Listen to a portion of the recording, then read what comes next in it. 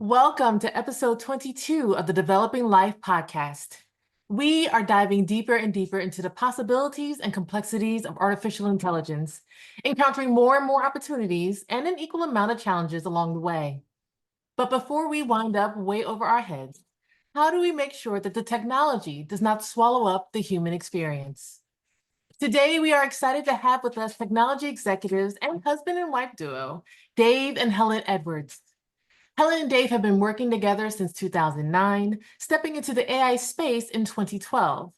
Since founding their company, Artificiality, in 2019, they have dedicated their decades of experience and expertise to exploring the intersection of AI with cognitive science, complexity theory, philosophy, and design. Dave and Helen are not only seasoned professionals, but are thought leaders who challenge the mainstream narratives of AI, striving to balance excitement about its potential while critically being aware of its limitations. With our host, Heather Crank, we'll take a deeper look into how Helen and Dave combine the sciences and humanities to help humans make sense of AI roles in our lives, ensuring that these advanced technologies are developed and implemented in ways that truly benefit humanity.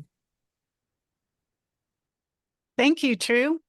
Helen and Dave, welcome so much. I'm so glad that you are joining us on the Developing Life podcast. I met you a few weeks ago, and I am thrilled to have you here. Can you please introduce yourself and let us know anything you'd like us to know before I dig into a bunch of questions? Sure. Thanks for having us. I'm Dave. I'm Helen. And we're happy to be here. It was a beautiful introduction, so I'm happy to dig into other things if you'd like, but we're excited to be here and talk about all those things. Okay, well, let's get right into it. So I met you here in Bend, Oregon, a few weeks ago. How did you guys end up coming to Bend? Me. It was you. It was me. It was because of mountain biking. So we came for the mountain biking and we kind of stayed for the skiing and the general outdoorsiness. But that was the main thing. The Bay Area was kind of doing my head in from a mountain bike perspective, and the community up here is just fantastic, and the trails are awesome. So that was why we came. But we built a life here, and it's a great place to live. I agree. So if you came to Bend, my next question for you is, how did you start working together? How did you meet and begin your journey into AI? I know you have separate paths. Like, how did you fuse your mission? That's a good question. Both of us came into, we met in a work environment. We met with a sort of a shared interest in technology, and at the time it was in clean tech. And my career had been in the power grid and in the new technologies on the power grid. And Dave's was all over the place, that plus, sort of these other technologies that hang on to the power grid, so solar and wind and what have you. And we got into that because there was sort of an obvious place to start building more expertise and helping people think through what's going to happen as the grid is decarbonized. But as we got into that work, what really ended up biting us was as in getting bitten by the bug of the underlying changes in the software that needed to happen to make a truly smart grid. And by the time we got to that point, we were like, oh, it's all about AI, because this is the much more interesting thing for us. So that was how we got into it, was through working. I did some work for an AI company in the Valley that was trying to apply their technology in the power grid. And we got really entranced by how artificial intelligence was going to change how we interact with the world. And the thing that the sort of first stepping stone that took us into that more broad application of AI was having a couple of kids who were about to go to college and saying, well, what do we study in college if the robots are going to take all the jobs? And we were like, well, the robots aren't going to take all the jobs. That's a crazy idea. But let's figure this out. What's the right way to think about a career in human learning and human creativity and human flourishing if that's what a career is about. What do you want to learn? How do you want to apply that? And what's the way to think about doing that in conjunction with AI so that you leverage both strengths of humans and of machines? So we did a big study in 2016 on that and came up with some really interesting conclusions that guided our kids, guide us, and still are really relevant today. So what are those conclusions? The number one conclusion, and it's still relevant today, and you'll still hear it talked about all the time, is that AI it learns from historical data. So it can never handle truly unpredictable, truly novel situations. That's the job of a human. And we're learning a lot about what it is about biological intelligence that it allows us to do that improvisation, that using affordances in the environment to jury rig and move around spaces that are completely unknown. They're not just combinations of things we've seen before. That's what AI does, combinations of things we've seen before. That's why the large language models, people say they're creative. They're creatively combining in ways that are beyond what a human mind can do. That's creative, truly is. It is. It's definitely creative. Whether it's any use and any value, that's a different story, but it is creative. So that core nature of being able to handle unpredictable situations. Then that's the overarching thing. There were sort of 5 key areas. There were dealing with environmental things and hazards. So biological hazards, environmental hazards. That's a very, requires human judgment. Spatial applications, spatial reasoning, you're using AI for this all the time, but spatial reasoning is something that's very important and very important to the way that we judge the value of something in space. So architecture, things like some of what a lot of people like to just dump in the general category of soft skills, but sort of reject that simple classification. Things that are very about social coaching and social negotiation. So it's not just about being a therapist. It's about being someone who manages a whole lot of therapists, for example, or manages more complex situations that are more difficult to handle. There were the sort of handling math and finance, but making decisions where those judgments have multiple outcomes. So some of these, yes, you can have an algorithm pick stocks for you or whatever, but if you really want to understand how to, how do you make sort of these more deeper financial judgments and handling the ambiguity that comes with mathematical analysis, that's obviously a major area. So those were kind of the key. Yeah, and the way we got to it was interesting because we started by looking at the question of the time was kind of how much automation would impact employment, right? And there was a well-covered study from Oxford and another one from McKinsey, and these folks all came out with sort of their projections of how many jobs would be impacted by automation. And it made a lot of noise in sort of that 2015, 2016 timeframe because there were quoted as 42% of jobs are going to be replaced, which was actually an inaccurate assessment of the research. That's not what they said, but that was generally what the coverage was. 47, right? But it was actually 47% of jobs stuck on the would be impacted.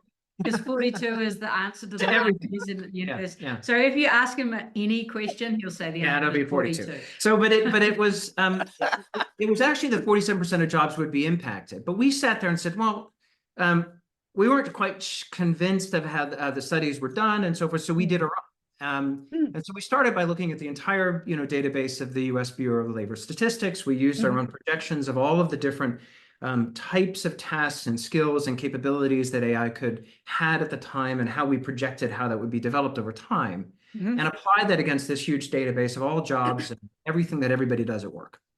And we came up with our own projection, which was similar but different, but we were looking at it as like, what's the opportunity for actually sort of amplifying humans at work, and how would you think about it as an investor?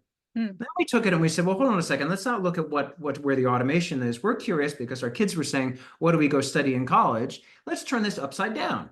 where are the jobs that actually, and the fields of expertise that have the least capability to be automated? That was a really interesting sort of inverse of the project. And so we ended up, I was constantly crashing Excel because I was only doing but that's how we came up with these answers. And so it was a very ground up looking at exactly at how jobs are reported. There's strengths and weaknesses of that database, right? And it's all about reporting about what you do. And so there's some gaps there, but it had some strong grounding in data and fact that we came up with those conclusions. Wow. You are super prepared. I'm really impressed. Your children are set up for success. So riffing off that, so you're reverse engineering careers that could be interrupted and careers that may flourish. The creative industry right now is in a huge disruptive period. I'm being affected by that. I know a lot of people are being affected by that. How do you feel about the current level of disruption that is happening and sort of the AI rhetoric and hype cycle, and it's either going to destroy us or it's the best thing ever? How do you feel about this?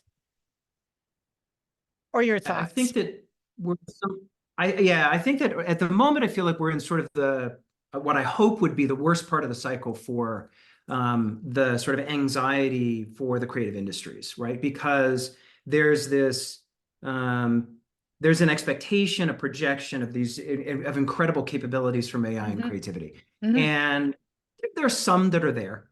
But really the fear is about sort of what will these tools do? And so, it doesn't feel like a day goes by without LinkedIn, somebody putting up a little generative AI video and saying, a day, an hour. and this is going to replace everyone in Hollywood.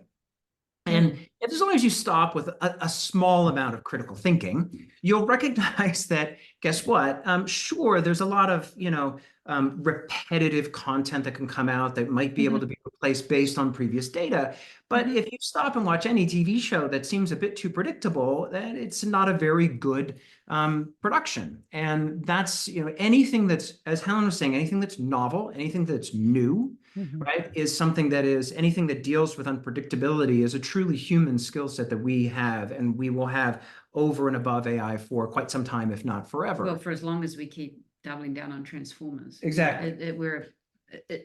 Something will break us out of this eventually, but we don't see what that is. But the fear is justified. The fear is warranted. I mean, I get why people are concerned. I lived through this a little bit 20 years ago, or even more now that I have to remember to date myself to more than 25 years ago. I was the first product manager for a tool called Final Cut Pro. And when Final Cut Pro came out, I vividly remember we took the demos down to Hollywood. We're going around and we were the professional editors at the time who had to be, it was a certification or a licensing or something, to even be able to run an Avid booth. Wow. They thought that we were going to kill the editing profession, because it would be, anybody could do it and it would be too cheap and it would take all the money out of it. Well, now you have millions of people using that tool, millions of people using Premiere, the Avid, editing bay that you had to rent by the hour is gone. And now lots of content is made with these tools. But the fear up front was very real and material. People worried about their jobs, that suddenly somebody else is going to be able to do this for cheaper, and that's going to put me out of a job.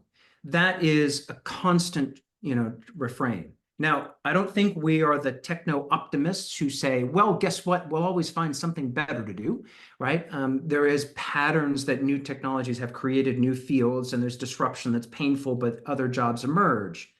This is different, however, in that this is a different kind of technology. We've never made something that has a level of intelligence in it. We've never made anything that has at least the potential to be able to make decisions and take actions on its own. We've never had this capability of this mass creation that happens within the software itself, not at the instruction through command-based interfaces that we've built over the last 40 years. We don't really know where this is going to go. I still think that, rolling the dice, my bet is that it's going to be more enabling for creativity than not. It's going to create a higher level of expectation of creative output, right? but that will create clearly disruption for certain people doing certain things. We struggle with ourselves. If you look at our website, artificiality.world, you'll notice that we use our images are from Midjourney. And that is not displacing anyone.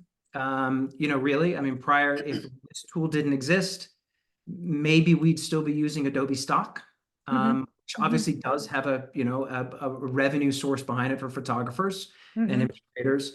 But we might not be using any images at all because we kind of got tired of stock images over the years. So we struggle with this question of what does it mean to use these tools? What does it mean in terms of the creativity that went into these tools? How do we think about the most responsible way to actually, be creators ourselves? So it's not an easy answer, and we're constantly rethinking what that means. He's usually more optimistic than me. That's generally how our lives work. True. In terms of the creative fields, as opposed to creativity as a broad human endeavor. Yeah. Creative fields, I feel a little pessimistic, and not because of the technology at all. I actually feel quite positive about the technology. I feel really negative about the system in which the technology has been adopted. The bias for automation over augmentation. There's a lot of talk about how humans are so special and how we need the human touch. And will people want to watch things made by machines or read things made by machines? The early data is a little troubling. The early data is that, guess what? A lot of people make kind of bad stuff, bad writing, bad this. So if you read it and it's written by a machine, you don't know it's written by a machine, people tend to prefer it. That's kind of, there's lots of consequences and outcomes from that. In the creative arts in particular, I think that there's a real short-term concern, which is that people, and this has happened before, that people will that are decision makers that don't understand the depths of what's required to make a truly creative product will say, oh, we've got a machine to do this now, yay, let's just do that. And that in 2 years from now, they turn around and go, oh, actually, that didn't really work. It wasn't that great. But those people who had jobs and livelihoods have had to go and figure out something new. And that is actually the history of technology disruption that isn't talked about enough. It's, 10 years ago, people would say, oh, you're a Luddite, without actually understanding that the Luddites had a really good point. And they were fighting for their livelihoods. And being a Luddite is a term of derision now, like you're sort of, you don't want to use technology and you're kind of backward and maybe you're a bit dumb and uneducated and you're not willing to get with the program. But the reality is that when we disrupt society this way, it's really bad for everyone. And these utopian stories are terrible stories because they're all based on getting rid of people and jobs. And I haven't spoken to a single person who actually realistically wants to go and spend their life on the beach getting UBI that they don't believe in, because they know that none of that is actually going to be how it rolls out. That the reality is one of more of the hardcore economics. And the hardcore economics is that the supply of creative content explodes to the point that demand cannot keep up with supply. It's completely saturated. And in economic theory, what happens then is the price collapses. And we are seeing this, right? We're seeing the price of research is collapsing. We're seeing the price of and so if you're an illustrator and you used to charge $20, what can you get? Can you charge 2 cents, 20 cents? And so, this is well documented with music streaming. And I think that that's what makes me optimistic about the tools and the technology, but pretty pessimistic about the societal system in which we're adopting it, which actually is what matters. Yeah, and I guess I had one more thing, which is not to be overly optimistic one in the conversation here, but to the sort of the questions that I have as we think about the creative industries, which is an industry we spend a lot of time thinking about, is if you look at some of the past, you look at the whole evolution of digital filmmaking, digital TV, special effects. Early on, there was clearly a concern about the FX industry, right? As soon as CGI started to become a thing, it was just going to put everybody out of jobs. It didn't. I mean, there's a huge CGI business because movies changed and everybody started adopting these things. Now, people's skill sets and jobs were disrupted for sure. Like, I'm not trying to make this out to be, I'm not being, trying to make this out like there wasn't a challenge. And that also bled over and created essentially the entire gaming industry, which didn't exist and is now a massive industry and employs a whole heck of a lot of people. Now we run the risk that there's some of this, somehow, computer generated, generative AI is going to displace even the gaming industry. So then there's this question of, well, where does human creativity go? Where does human desire go? Does something else happen that we don't know yet? Because I don't think, even though I was around at very early gaming stuff, right, in the 90s when we were the first technology I worked for, Macromedia, one of the things people used Director for was making games. Would not have seen the explosion that's happened in the gaming industry. We just couldn't have predicted it. So there's that sort of question for me, is what happens when things shift and change, and where does that go to? And there's sort of that, broader than that, is sort of this question of whether there's different sort of art forms that can emerge. What is the new way of making film that does things? And the last thing I'd say is whether there's economic shifts that happen in the overall creative industries. And I'm thinking a lot about film and TV at the moment. But right now you spend gobs of money on these huge action films. And sometimes they work, sometimes they don't. But then you also have these very high beta, small scale productions that are very human based. You're not going to remove, the people that are in the small indie films that sometimes are a huge breakout success. Now, if you can make those action films cheaper, because it's pretty easy to take Tony Stark and make him fly across the sky using a generative AI tool and not have to do all the crazy stuff there, and they make more money, will they invest more in other projects that are much more human-based, where they tend not to do as much of that today? Like, I think there could be some level of overall shift. I don't think our consumption or interest in creativity is going to decline. I think humans have almost an insatiable appetite for new entertainment, new creativity, new art. So the demand is there. So the economics are there. So the overall question for the industry is, if some level of cost is removed, does that cost get reapplied to something else? Because there's still the human desire to consume. Now, that's a lot of maybes and a lot of mights, and it's definitely the positive outcome, because I'm trying to think. We try to imagine what the hopeful future is. We don't deny the risk factors and all the negativity, and all of the disaster scenarios. We've done a lot of writing about existential risk, no question, we get it. But we also try to imagine the positive future, because our mind is that if we can't imagine it, if we can imagine it, we have a chance of creating it. Well, and this is, we always talk about it, the excitement to fear ratio, because there's both. You have both going on at the same time. Excited by it, fearful of it. Positive, negative. There's no, it's not a simple, this is great.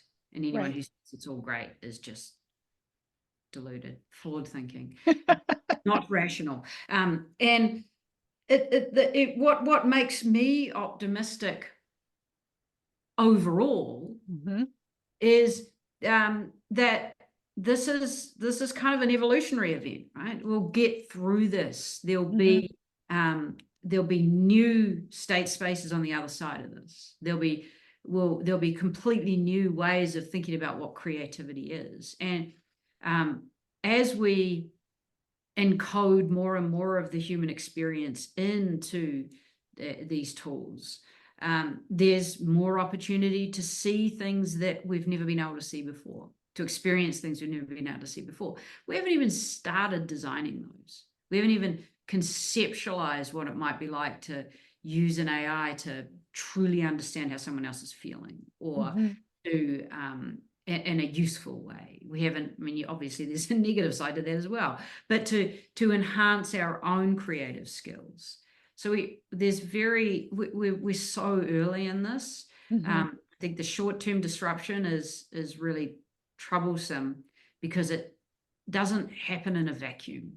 Right. You disrupt the whole creative industry, and you move people in and out of jobs, and you have to de-skill, you have to reskill so quickly. That has a real cost for society, and we don't talk about that enough. But longer term, you can see that all of these spaces that we consider to be creative now, there's no reason why they couldn't be 10x bigger with a machine showing us, helping us as a cognitive crutch to see different things. I love all of that. I'm going to push back just a little bit. So right now there's a kind of a upheaval with a lot of artists. And I'm going to focus just for a minute on Gen AI. I know AI covers a huge area where we've got sites like Cara, where they're no longer putting their work up in spaces where they feel that their images can be scraped. I'm seeing lawsuits starting to go through now. How do you feel about the way that AI is training and the ethics behind it? And how can we move forward in a more responsible manner? Because I feel like with Gen AI, artists have really had to bear the brunt of this disruption, specifically so that other people could benefit because speed equals profit. I'm guessing that's the part of the underlying methodology. So I'd love to hear your thoughts. Oh, I think this is the biggest value transfer that's ever happened in human history. I think it's awful. Yeah, and I throw in that it's in addition to artists, it's writers, and we are writers. Yes. So everything we've ever written has been consumed, right? Now we have some amount of what we currently do, which is behind a password paywall, but I don't know how much they get beyond those, right? So we have the same, we live that both sides of this, right? So we're both having all of the work that we've done is consumed, right? Has been consumed, not with our authority, not without anybody asking. We have copyrights written on everything, whether it was our own individual work or stuff that we've written on, large scale publications that we've worked for in the past. That's all copyrighted work, and it's all been consumed, and that's really troubling. Well, and I think the stance from the AI companies is not just that it's public domain and on the internet, but because that's part of it. But the core of the stance is, well, a machine learns like a human, so we're just using that stuff to learn.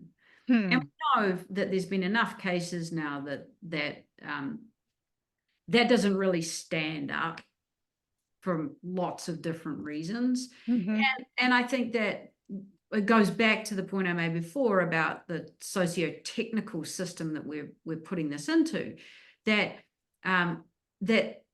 people like OpenAI think it's okay to do this. Yeah. You actually sense that there's no sense there. There's no consciousness that this maybe was just a little bit riding roughshod, maybe wasn't quite in the spirit of, maybe people are hurting because of this. And I think that lack of just sort of acknowledgement and awareness in this arms race forward, I think that's ultimately a huge mistake on the part of these companies, because it has naturally provoked an enormous and quite justifiable backlash. And this huge experiment that OpenAI launched on the world almost 2 years ago has biased everything towards large language and transformer style training. So we're not actually making the progress in terms of true AGI that we may have otherwise, assuming we want AGI. It's biased everything towards human replacement without a realistic promise of what's on the other side of that. It's taken people's work and livelihood and intellectual property and said, oh, well, you put it on the internet, so it's mine now, and I'm going to make money out of it. And it's created these inflated expectations about what a large language model can do, and bias people to using it for terrible use cases, which is then polluting the internet with crap. You know, True. literal just pollution. So I look at this overarching sort of socio-technical system and go, that's the bit that's broken. And so there's no point fixing the technology per se. What we've actually got to do is really think about what the human components and the institutions are. And that's why, even though some of our work looks a little bit kind of out there, it's really important for people to understand the narratives that are driving the strategies behind these companies. And the narratives drive the people, and the people hit the buttons. Right. It's not machines doing it yet, although, you know, not that far in the future, there'll be agentic parts of this equation. We better fix it before there are agentic parts of this equation.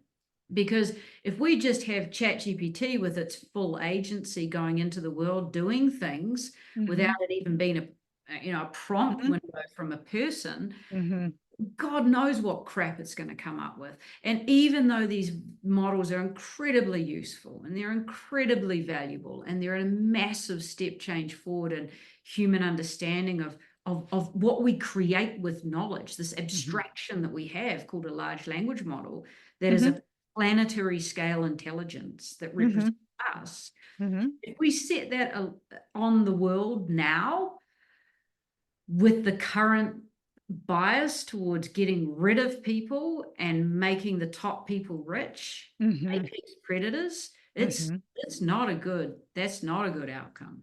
So that's why we're so, but the reason we're so into imagining a different future is because that's what humans do. The machine can't imagine. We can't get ChatGPT to imagine us a future. It'll just give us a reflection of the past all mushed up and turned into a, you know, a sushi burrito. We need, humans need to do the imagining. What's the new space that we need?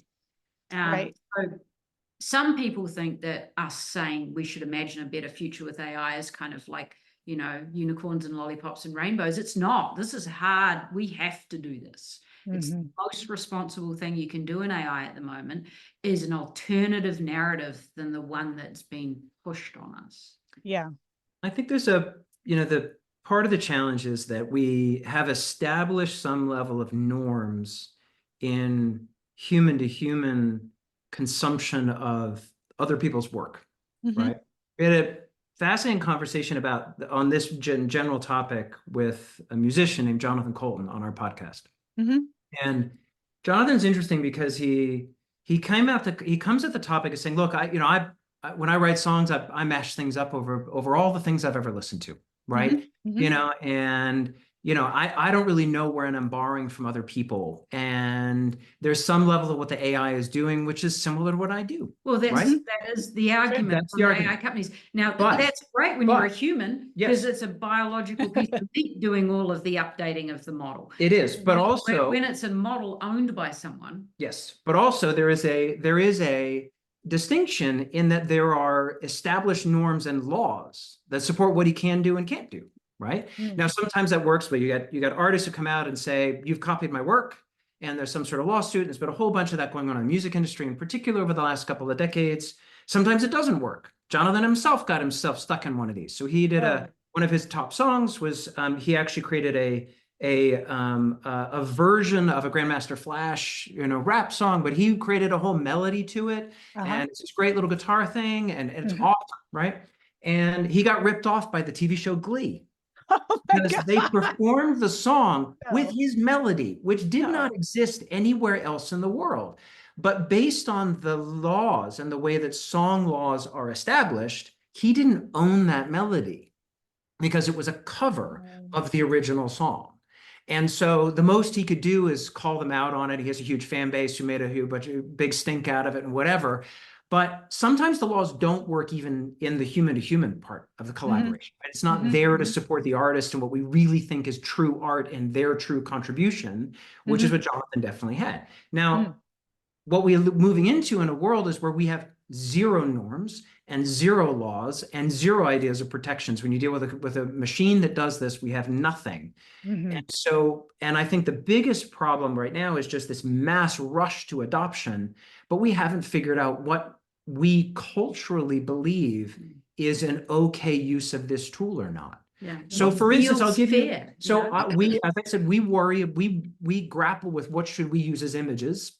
If we weren't using that tool, we might not have any sort of the logic as well. I'm not sure we're using the tool, which is still, you can tell, I am the tone of my voice, I'm still struggling with it, right? Right. But let's say we had another interesting interview on our podcast with a guy named Richard Karras, who's heads Omnimedia for NVIDIA. And talking about Omnimedia and the fact that you could take an asset of a car and then move it from, it was originally filmed in Big Sur and you could put it out on Long Island or something, right? Something like that. They're using an asset that they own with film that they took, they're combining those things up. It's, where is there, there's some of these things that feel cleaner and a better use of the tool, even though it's a very different use of this sort of generative AI. But then there's other things that clearly feel really wrong. I go in and ask for, art based on a specific artist and get a replication of that. That's clearly wrong. You know this because we're working on this project together. You'll experience the rise at our upcoming Imagining Summit, where there's an artist who has had worked with an AI company to train an AI system on his art, so that you will be able to co-create art in his style. And then you'll be able to take that art and go off and do things with it. You could go make a t-shirt with it and so forth, right? But that's also okay because he gave it the go-ahead, right? It's his idea, it's his art, it's his contribution, it's his work. Right. These are all very different use cases where the technology is fundamentally the same among all of them. But some of them feel really right, I think, universally to people. I mean, I imagine that Patrick's thing, I don't know why anyone would complain about an artist saying, I like this using AI with my art. That seems to be a good thing for him. But then there's plenty of others where universally we feel like it's not a good thing. And then there's this whole messy middle where we don't really know. There's a lot of disagreement. And to me, it's not the technology is a bad, it's the how it's used is the problem. But we have this, world of big tech extraction, economy that is basically just rushing ahead and extracting as much as they can. Right. And so we're not having enough time to stop and think and figure out what might be a good use or not. Yeah. Historical reflection, we've got, I was around in the beginning of the internet days. I like to say the dawn of the commercial internet in 1995, there were 9 million of us online. It was a small community. It took a long time to grow, even though the dot-com bubble was fast, but there was a lot of time to kind of figure stuff out and to see where culturally we created some sort of new norm. But now we have this technology that's available to billions of people overnight, basically, because anyone who has a phone can access ChatGPT or Midjourney and the others. We don't have time to sort of slowly figure this out. And so it's been thrust upon us in a grand petri dish. Okay, so taking all that information in, I'd like to hear more about your company, Artificiality, and the upcoming Imagining Summit you're going to have here in Bend, Oregon. I'm assuming you're going to address some of these topics. You have an incredible lineup of some pretty heavy hitters. What do you hope to accomplish with your company and with your summit? Like, what's the purpose? Well, overall, the purpose of Artificiality is we really spend all of our time trying to figure out the fundamental answer to the question of what does it mean to be human?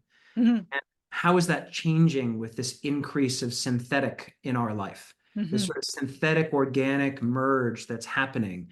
And that combined set of synthetic organic life, that state of being human, is the definition of artificiality, at least the way that we use it. And so that's why we focus on that. That's our true purpose, is understanding it. And a lot of that has to do with AI. That is the fundamental layer that we are viewing this world through. Now, there's longer term, there's much bigger ideas and much broader topics that fall into this, that we're spending time thinking a lot about what it means to the future of what it means to the future of self, what it means to the future of our minds, what it means to the future of our consciousness as we essentially merge with a synthetic version of ourselves and a synthetic version of the collective and this sort of planetary scale intelligence. So our whole vision of artificiality is quite quite broad and quite long-term thinking. Imagining Summit itself, the purpose is to imagine a hopeful future with AI. And we've asked people to come together and to set aside the fears and the risks. As we say, we completely embrace those. We understand those. We reject the utopian view of Silicon Valley. But what we want to do is to bring together a group of creatives and innovators to help imagine what a hopeful future is, so that we have a chance at creating that hopeful future, right? And we're don't doing just that. take the answer. And we're doing that from a very first principles thinking basis, which is, what do humans actually need? Yeah. And what do they want? Mhm. And so it's we've got cognitive scientists, we've got people representing how children use technology, we've got synthetic biologists who are right on the leading edge of understanding how we even conceptualize intelligence and information and life. We've got, like Dave says, creative musicians, artists, and designers, and we're heavy on the design side because design is how things work, and it's the way of it, so that the output is tangible. We're going to produce a design philosophy, and we have some heroes in the field really helping us lead that, take a leadership role in that process. Experts in AI design, and long time experts in design and transdisciplinary, cross-disciplinary design thinking. If people are interested in joining this summit, how will they find out about you? Artificiality.world, click on Summit. You'll see all the info on the people. We describe them as catalyzers because they're catalyzing conversations. This is designed to be a small interactive gathering, not a speaker audience. So there's heavy interaction among the people who we're bringing. Lots of time to get to know people and get to know ideas. It's about access to ideas that you just wouldn't otherwise have access to. But at the bottom of that page is a form to fill in to request an invite. We're doing it just to make sure we have, so we try to have the right balance of people in the room. So don't have a very big room. No, we don't have a very big room. But you'll look at it that we have, in terms of the people coming together, just rattle off some of the names. Don Norman, who, at least in my mind, created the field of human-centered design. He's there to talk about designing for a better world. Barbara Tversky, a legendary psychologist from Stanford and Columbia, talking about spatial reasoning, which is a really fundamental challenge with AI and a fundamental advantage and need for humans. Stephen Sloman, cognitive scientist from Brown, to talk about knowledge and truth. Jamer Hunt from Parsons School of Design will help us scale the problem. He wrote a great book about scaling problems called Not to Scale. We have Katie Davis, who studies kids and technology from UW. Jonathan Colton, I mentioned before, a musician, will be talking about his sort of vision of, and hopefully writing and playing. Hopefully, we'll definitely get him playing. We'll see whether he writes a song. We'll try and push him a little, nudge him a little bit in that direction. John Passmore, who is building an LLM that is specifically trained to better represent Black and Brown culture, called Latimer. We have Adam Cutler, distinguished designer from IBM, and Josh Lovejoy is designer from Google. They represent, in our minds, two of the real true leaders of AI design at big tech. And Michael Levin, of course, who's a synthetic biology professor from Tufts. And then we have some others. We're doing some short things. There's actually, we know at least one startup entrepreneur who will be launching and announcing his new company at the event. We probably have another one that I hope will actually also be unveiling what they're up to. So it's going to be pretty interesting. And this art project will be a very core experience of it. You'll be able to work with and create art along with Patrick. And he and his daughter will be talking at the event about their initiatives towards nonprofits and raising charitable gifts through their art and this collaborative work with AI. Right. And I believe Patrick, he's part of RISE. Do I have that right? Yes. Yeah, that is. And they do amazing work where they support women and children initiatives. He's been creating work that supports women and children for quite a while, and I'm thrilled that he's part of it. Yes. Very much. I'd also really quickly, in about 5 minutes, I'm going to open up questions. I see a lot of questions popping up in the chat for you. But Helen, this is for you. Part of your history is studying and kind of predicting breakthroughs that happen specifically in science. I would love to hear your thoughts on what you see as potential breakthroughs coming in the next decade. All right. It's a big question. No pressure.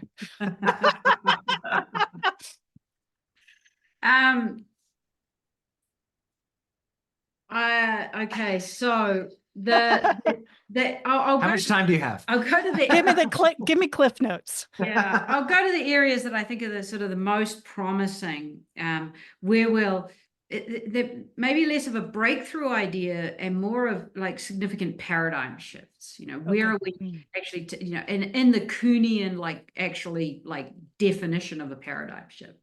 We're going through a paradigm shift at the moment in the way that we think about what life is.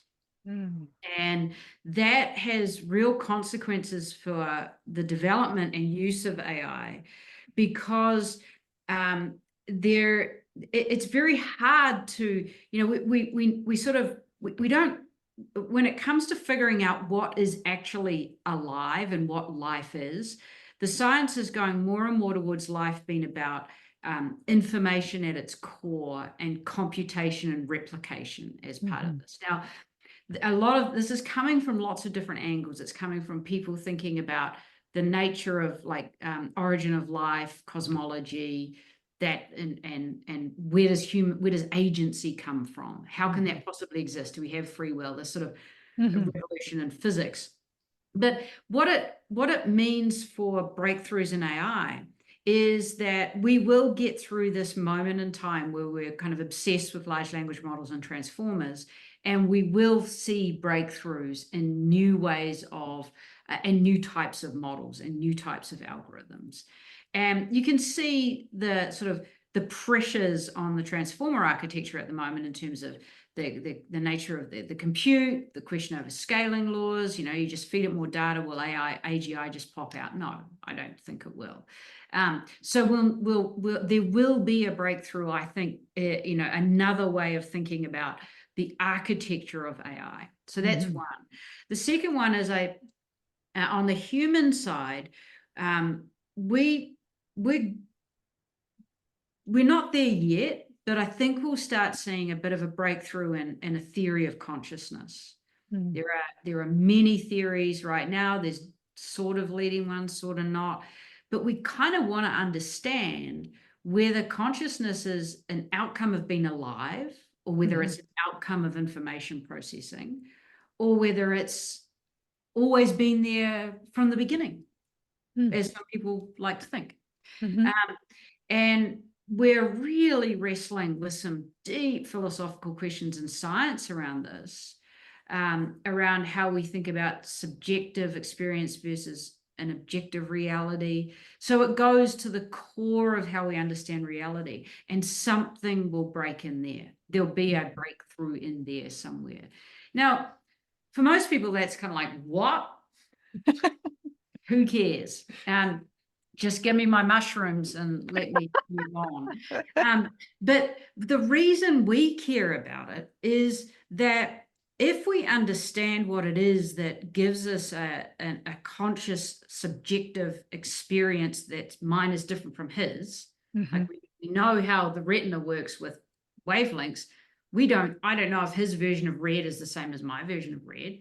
I just don't know that.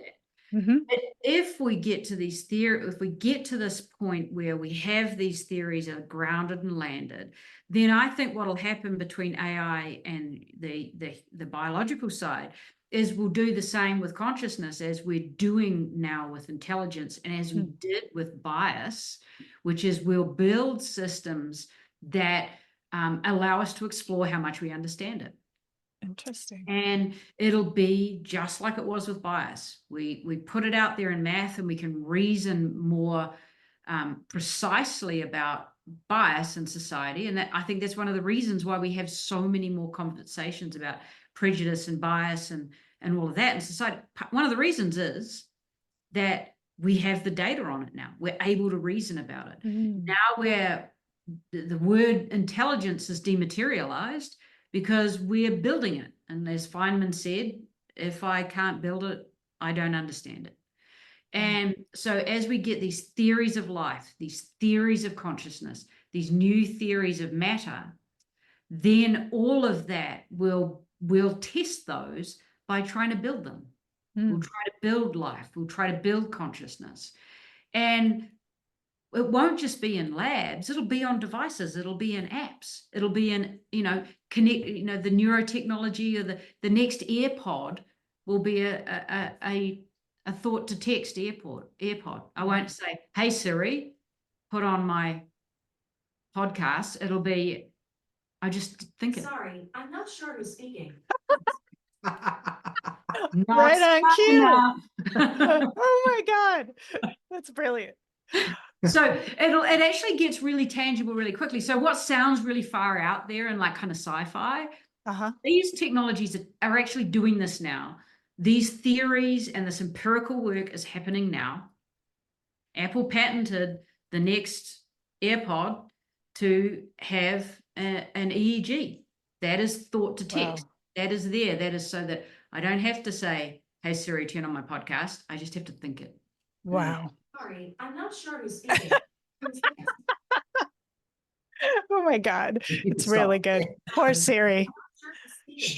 Who is this? I was doing that deliberately just for fun. Oh my God, that's really funny. Okay, so I have one question I'm going to ask here from Devron that he wanted me to ask before we open it up.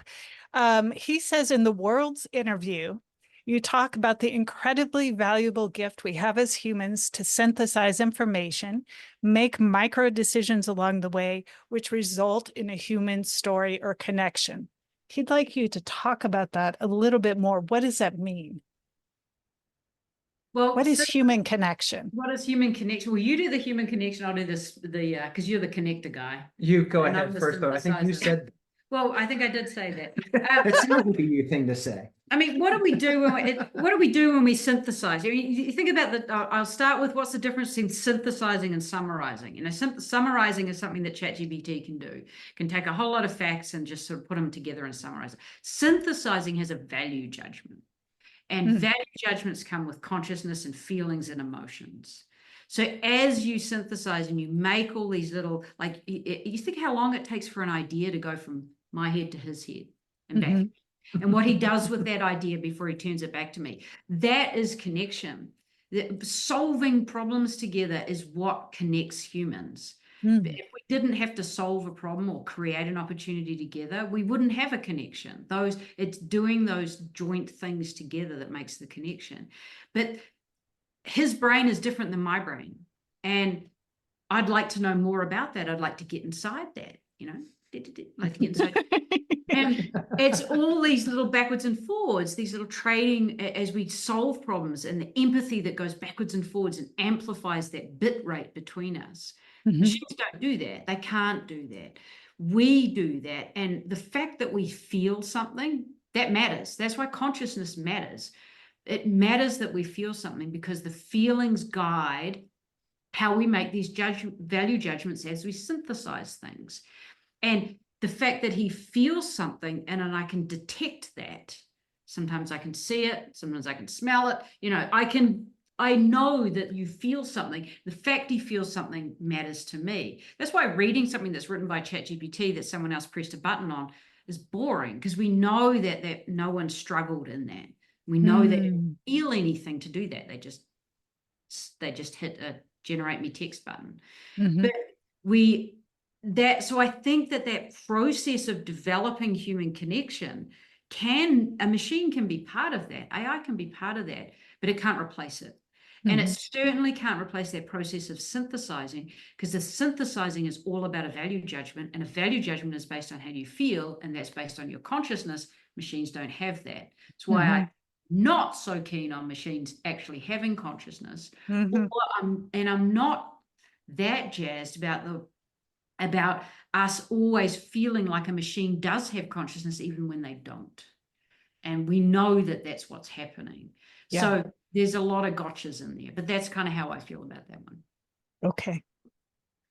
Dave, thoughts on this?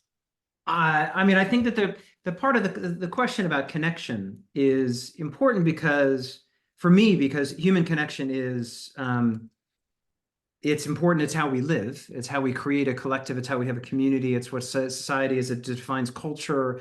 It defines who we are because we are part of who we are is who we're connected to. Well, it's homeostatic. We die without it. Yes, Yeah. and it is, but it is also though a mystery. We understand some of it. Mm-hmm. We don't understand other parts of it. We don't understand how we can actually understand each other. We can't actually define or describe how to compute, empathy. Some of that has to do with the fact that sometimes we don't even understand ourselves. You can have a reaction to something and go, why am I feeling that way? Right. Mm-hmm. So part of this, journey is understanding that how much that we do understand about ourselves already. Some of it is discovering what we don't really know about humans and humanity ourselves. And as we try to extend humanity through a variety of synthetic life, we learn more about our own gaps of our own knowledge of ourselves. It's like, well, Like the recent work on how our heart rates come into synchrony when we're making collective decisions. Oh, yeah. That to me just seems like some kind of crazy magic. It's Mm-hmm. weird. But on the other hand, it seems like completely intuitive because we talk about being in sync. I'm in sync. Yeah. We're on the same wavelength. So our language, our metaphors already take that into account. Science is catching up with whether that's actually happening. Wow. Interesting. Okay. I think that's a good place to stop. And I'm going to allow people, if they would like to turn on their cameras. We're going to move into some Q&A. You two have given me so much to think about. Thank you very much. And while I am waiting for cameras to come on, I've got some questions here in the chat for you.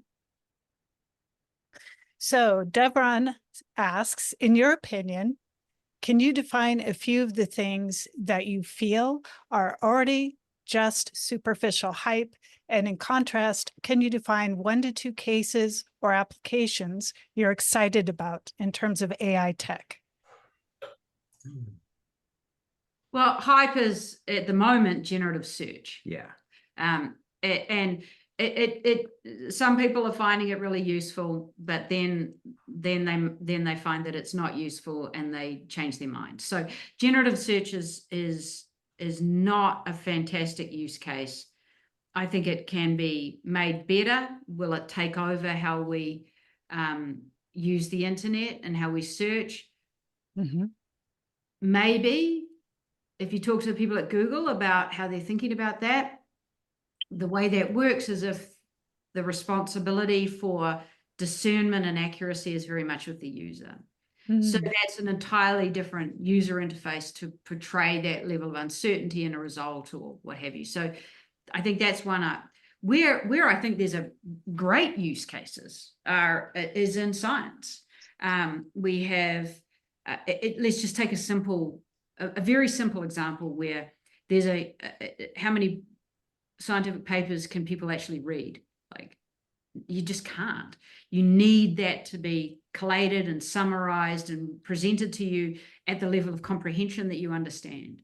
Mm-hmm. And my level of comprehension on something is different than Dave's, is different than, a PhD in a field. And we can find what are called sleeping beauties, where papers where people have discovered scientific knowledge 20, 30 years ago, and those papers were never cited enough, never became part of the network. But a large language model can find those papers. And those are often women, people of color, people that have never been in an elite university, those kinds of things. So that's a simple use case where you can go and find rare or overlooked knowledge. Now, I think that's a really great use case. There are tools that people are doing for that, capturing human knowledge, people who are retiring. And when you think about how much knowledge someone has at the end of their career, and then it just sort of goes away. Now, sometimes that's good. We need natural forgetting. because otherwise we can never move forward to the new. But if you're coming into those jobs and you really need to sort of, well, how did that person do that?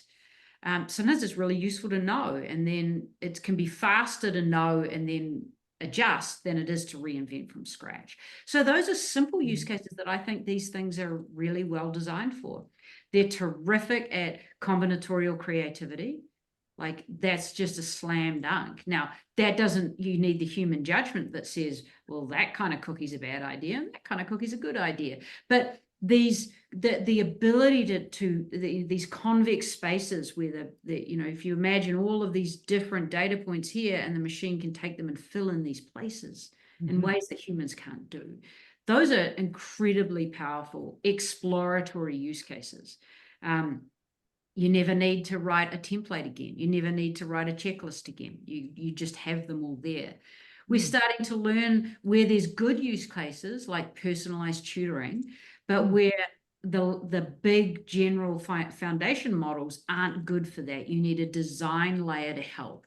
So if you're using ChatGPT to study for a math test, then you won't do as well on the test when you're not able to use it. It's a competitive cognitive architect. But if you use the tutor designed one that uses more Socratic methods, never gives you the answer, but prompts you to think for it through yourself, then you actually learn faster and do just as well on the test. So there's this whole sort of world of what's a complementary cognitive artifact versus a competitive one. If you take it away, you can't do that work anymore. So we're learning about how complex some of these use cases are.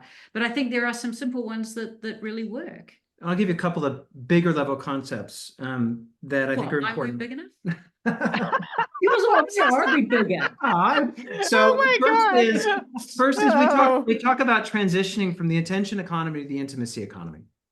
So we spent the last 10, 15 years with our attention being captured, right? That's what the whole premise of social media is, and that's monetize it by capturing attention, putting ads in front of us. As we have more conversations with these tools, they are developing a more intimate understanding of who we are. And that intimacy is a risk for sure. There's a challenge that part of the economy is difficult. How is it going to monetize the intimacy? But the intimacy is what's required for these tools to really work for us. And when they truly have a depth, sort of in-depth understanding. The best example so far is the change, at least we've seen in the demos, towards the Apple Intelligence experience. So Apple Intelligence already has a level of intimate understanding of you, given the fact of everything that you put on your phone. So it's able to understand who you're talking about, where you want to put things, all these different concepts and things that it can move things around. That level of usefulness is so much higher because it understands you so well. That opens the door towards quite a lot more sort of really interesting, useful cases on it at an individual level. This is going to take time. This is a longer term thing. The other thing I'd say that I think that I'm excited about is I'm excited and I'm also fearful of, is the use of agents. So as AI has agencies able to take action, some of this reward we think is going to be required to have an agent to basically be your interface to the digital world, because the digital world is getting flooded with generative content. So as AI floods the internet with bogus stuff, it's becoming nearly impossible to go. It's becoming harder, and it will become nearly impossible to find anything you want. And so there's sort of a question about how much you're going to need an agent to go find the thing you want, right? To go find information for you. But once it does understand you well, it can help you not just find what you want, but screen out everything else. We were on vacation a couple of weeks ago, and I sat there thinking, I wish I had an agent that could actually just interrupt me when something really important, try to be out of the office, and what are the things, like there's going to be some stuff that's really important that I want to know. Somebody sent me a message, some news thing broke, whatever. But if I had a great agent, just the ultimate executive assistant that would allow me to sit and look at the water for a week, but interrupt me when it's really, really important, that would be great. Now, that's one use case, but you can get a sense of how there may actually be a potential for this technology to abstract a lot of the toing and froing that we do with the digital universe, to be able to allow us to be more present in our day where we are. Now, I know That's a bit of a utopian point of view, and she's going to give me a hard time. But that's a long-term vision. Again, that's like we try to imagine a positive. I'll take that little I can tune out except for the one thing I need to know. Yeah, exactly. Back to the beginning, you do that every time on your mountain bike. You'd love it. Yeah. Yes. Yeah. Yeah. I would take that. That would be my kind of engine too. Yeah. Zach and Lisa, I saw you unmuted. Did you have questions? The host asked me to unmute. Thanks for being here and speaking with us today. Thank you for inviting me, Heather. You're welcome. It was very informative and interesting to listen. I have been looking for, I'm someone who's invested his whole, his whole life in creativity. So AI potentially stands to, remove my livelihood. And I've been looking for the thing that AI doesn't try to imitate. And I came up with humor, spirituality as far as interpreting things in a spiritual manner. And then I got onto something called narrative therapy. And what that is about has to do with contradicting, rewriting your personal narrative, the narrative of your personal history. But now I'm thinking that ChatGPT would be a very helpful assistant in that process as well. Mm-hmm. I agree with you on humor being one of the last things. In fact, the last time we were talking to the head of the director of the SFI Institute, David Krakauer, he said, there's a reason that humor is going to be one of the last things that AI can do. Well, I like the idea of coming up with things on the fly, and we've all done it. We've all made jokes off the fly, like without thinking beforehand and constructing a routine, just spontaneously transforming the situation with humor. Mm-hmm. Yeah. Mm-hmm. And I guess Agreed. that's something AI could potentially be trained to approximate perhaps someday in the future, sooner than I think maybe, but it seems to be one of the last essentially human verities. Mm-hmm. I think one of the key parts about humor is highly context dependent. And we like to say the context is everything. Everything about how you say, the way we're presenting ourselves today is based on the context of this conversation. It's going to be different, when we're on stage somewhere or something else, giving a keynote. And so every time your interaction is about the context. And today, at least, AI has extremely limited understanding of our context. Today, large language models, you have to input it. You have to tell it all kinds of things in the preface of the prompts. It makes it really, and then you have to start again with every new one. And we're sort of thinking about the context we're giving it, and people get excited about, well, I can tell it to pretend to be this, that, and the other thing. And it's really crude and it's really basic, when you think about the potential. Well, and it takes a statistical context as well. It will always, with the current architectures, will always take a statistical context. So anything that's slightly unusual will be difficult. And a lot of context has always got that yes, but. And if you've ever been a performer, that every time you stand on stage, there's a context and there's a vibe to the room that you're reading and performing to. And there really isn't any way to describe that to anyone. There isn't any way to write that down. Maybe intuition, maybe telepathy, but that's going too far for some people. But often it does depend on the audience, how funny you are, or how the effect you have. Always, I suppose, depends on the audience. Sure. Yeah, and the audience is noisy, not loud noisy. It's noisy in terms of there's a randomness to how the audience shows up, and that is the thing that it's almost the ultimate unpredictable situation for an AI and a human to deal with, which is going back to where we sort of started from. Improvisation is required, and I guess an AI doesn't have that capacity, or maybe only in a very limited sense. Well, and sometimes humans bomb too, right? And unskilled humans definitely bomb. It's the same, there's a little bit of an 80-20 here, and that we are seeing with the language models and with the multimodal models that part of what they're doing is developing a sense of context. much more so than the predictive AI sort of 10 years ago. But that doesn't mean that they have a minimum viable level of context for comedy.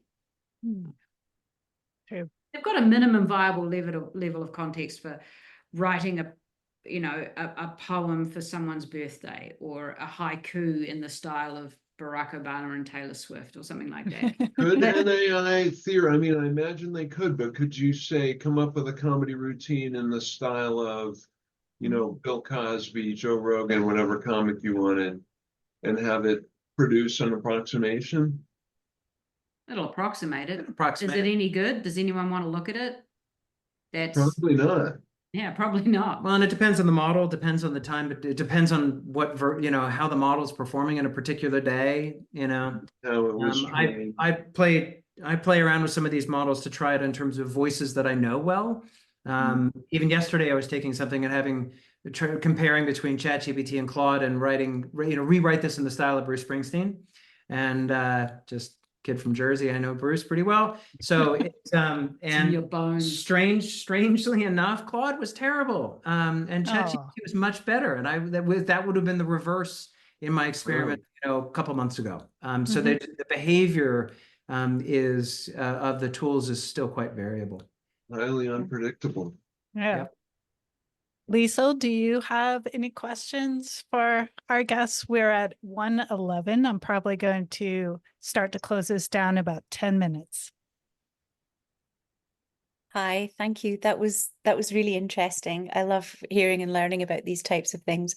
I think that Heather can probably guess roughly what I'm going to say, because whenever I'm allowed out in public, I say a version of the same thing, which is about the East and the West, and how, and I always say this, but I think it needs to be said, about how the North American, Northern European English-speaking hegemony tends to dominate so much. It has throughout history, and a lot of the discussions around it are different from the conversations that I hear in Asia. I've spent half my adult life in Asia, and it seems like the Asian viewpoint is there's a bit of divergence here in terms of where they think it's going and where they would like it to go, because of the historical dominance of the materials, the ideas and the thoughts that are recorded, the way they're recorded.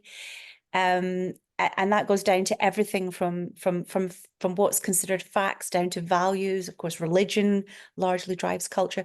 So there's a slightly different viewpoint. Some of it's similar, but some of it's different. Have you researched that difference between the Eastern and the Western hemispheres of thinking? And if not, would you like to? We've done some research on the attitude to surveillance, which is stark and kind of arresting. We haven't done any particular research about that difference, other than recognizing that there's an obvious schism there, from the perspective of there's almost sort of, well, if we're talking China and the US, there's two different internets. But if you're talking Asia more broadly, there's this difference between, what's obviously digitized and captured in data. So that's starkly different. But the entire philosophy of the collective versus the individual is a really big deal here. And it's weird in the sense that as we digitize more and more of our Western ideas, our Western developed economy, sort of Western philosophies, and we realize how much we put as on the individual, when it really is about the collective and the collective knowledge. And I think that that's one of the things that we'll all start to kind of grapple with, is that these tools are going to present to us the collective umwelt of humanity, with an English skew. But in doing so, we'll almost see how us as individuals are just part of this collective in a way we've never seen before. So I think it's going to be much more disruptive on the psyche of the West than it will be on the psyche of the East. That pleases me to hear you say that and gives me reassurance. I think that as Helen said, we've done some work on that topic. I think I'm always kind of wary of how much I can expect to understand another culture and apply it to something like this, right? From the outside, and I spent enough time looking at some of these cultures over the years past and all the different technologies that sold into these things. He's different basically places. just saying he doesn't know what he doesn't know. Yeah, and so I'm wary of that, and I think it's hard. I think it's difficult. I'm glad that you spent time living there as a totally different viewpoint than those of us from the outside. And I'm always sort of cautious if people make broad generalizations. Now, I will say that one of the other things that we have noticed, though, is that this isn't just an East-West, an English-speaking internet versus a Chinese-speaking internet, those kinds of things. When you get down to very, smaller and more distinct cultures, there's, very big differences too. As I mentioned before, John Passmore is building Latimer as an LLM to represent Black and Brown culture because he felt that those cultures were sort of not well represented in the global LLMs. Some of the data that's inside of Latimer, or that has been used to train Latimer, is proprietary data that comes from academic databases that doesn't exist on the public internet, that can't be present in ChatGPT. It literally is not there. We've spent some time looking at indigenous cultures, and I've had had a very interesting podcast episode with an expert in Maori indigenous digital rights, and that's particularly an interest of ours, as you can probably tell.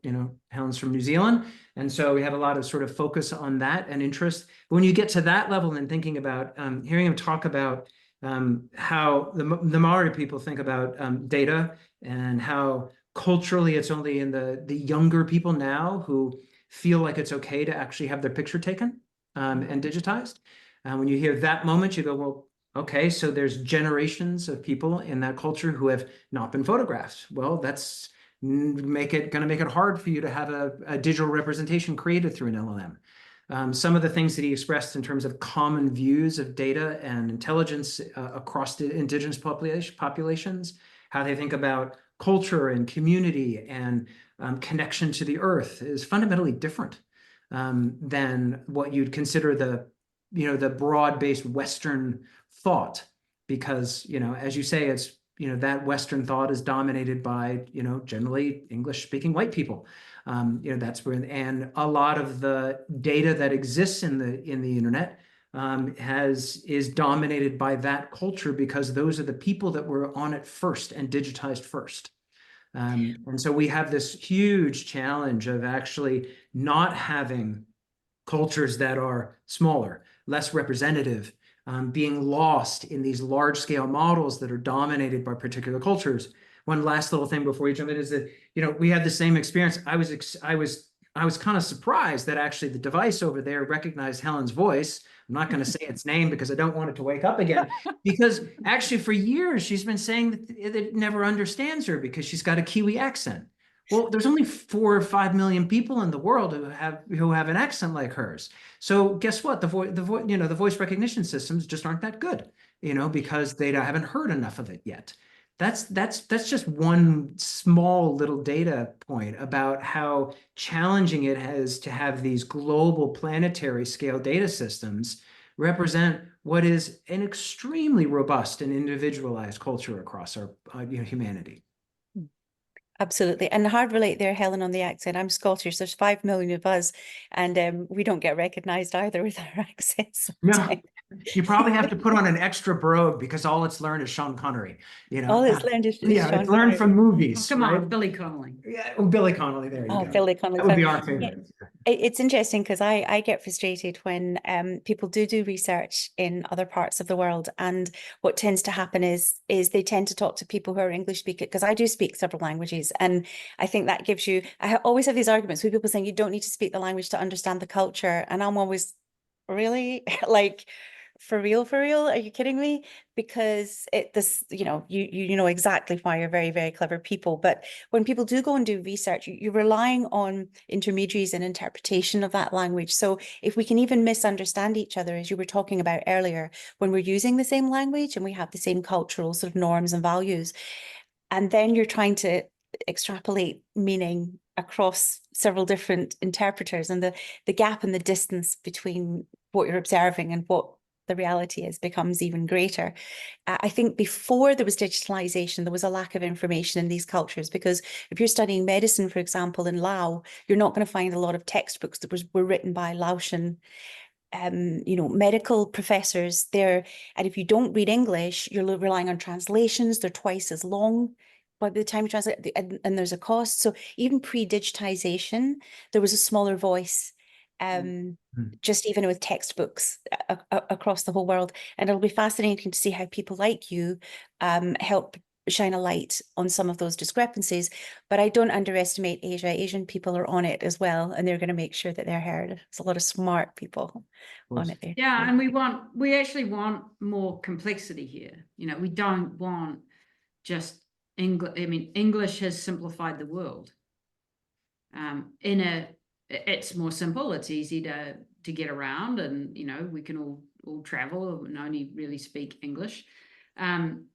And with Google Translate or ChatGPT, you don't the requirement to learn a language is less. But it doesn't work with Thai. It is the benefit impossible of to learning translate. the language is actually higher, And because you get the actual what we build in our mind when we learn that other language is the representations of that culture, and they're much richer than just the constraint that a language model takes and generates new text out of. And it's interesting to, it's one of those jobs that is, you could say that all translators are going to go away. Well, a lot will. But when you really need a translator, like when you really need a deep translation of the meaning of the actual the actual meaning of the language, the meaning of the culture, you won't be able to rely on any of these tools yet. Yeah. Thank you. All right, you guys. We are at 1:22, and I feel like this is a great place to stop. I really want to encourage people to go check out Artificiality and the Imagining Summit happening here in Bend, Oregon this fall. It's October 12th through the 14th. Thank you, everybody, so much for joining us. I am so thrilled to have these fantastic guests. And thank you to Liesl and Zach for your wonderful questions. Thank you. Thanks a lot. Thank you. Thank you, everybody, and have a wonderful week. You too. Too.